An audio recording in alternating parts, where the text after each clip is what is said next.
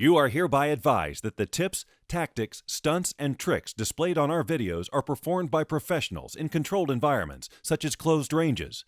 Do not attempt to duplicate, recreate, or perform any of these at home, as personal injury or property damage may result.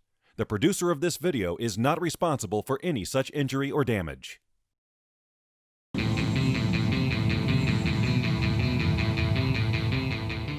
Second knot we're going to talk about this morning is the figure eight on a bite.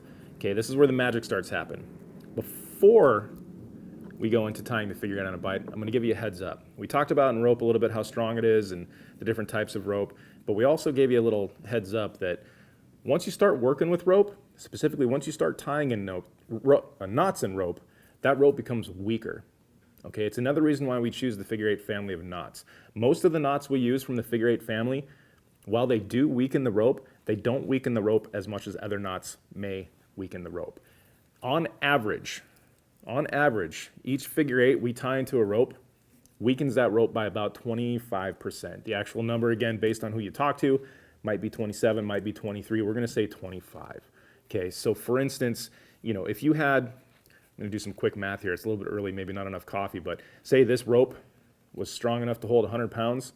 If we tied a figure eight on a bite, or figure eight on a figure eight follow through into the knot, that's going to then change the strength of that rope to 75 pounds, meaning it's going to blow at 75 pounds. So again, that quick math, got to be aware of it, okay? So again, when we talk about these movie commandos that are rappelling with 550 cord, do the math. If that rope breaks at 550 pounds and they start tying knots in it, it becomes significantly weaker, okay?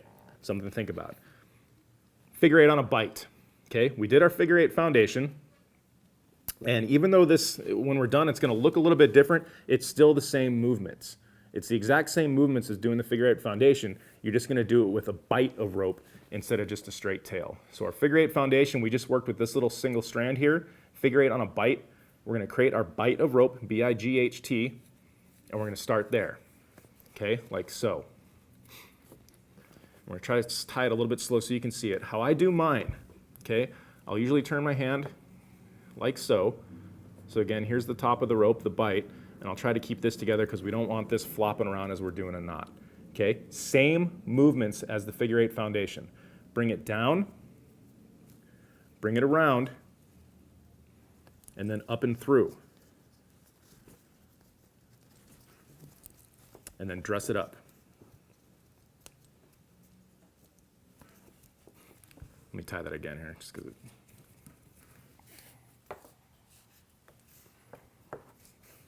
So again, start with our bite of rope. I'll usually turn my hand like this. Bring it down. Bring it around. Up and through. And cinch it down. There's our figure eight on a bite. Now, when you do tie this, we'll talk a couple things and we'll tie it again just so we can watch again. At this point, that's a figure eight on a bite, more or less. Okay? If you can get that movement down, if you can get that knot to that point, you're off to a good start. Okay, things you want to look for when you tie this knot, okay?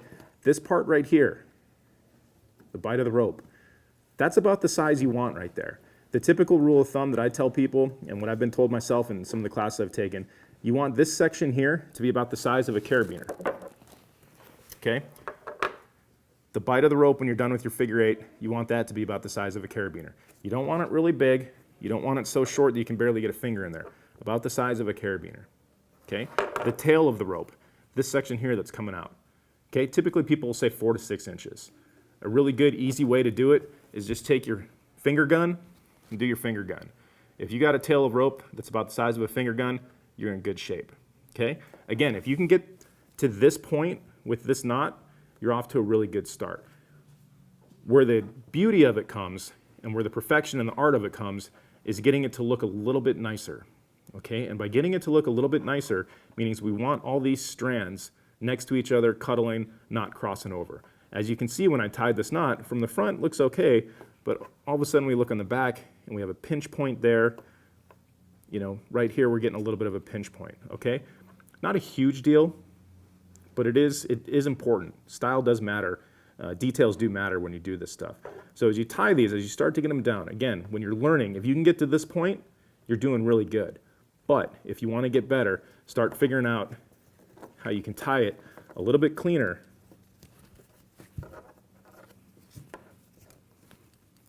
And get it looking a little bit nicer there on the back where they're cuddled, they're not creating pinches.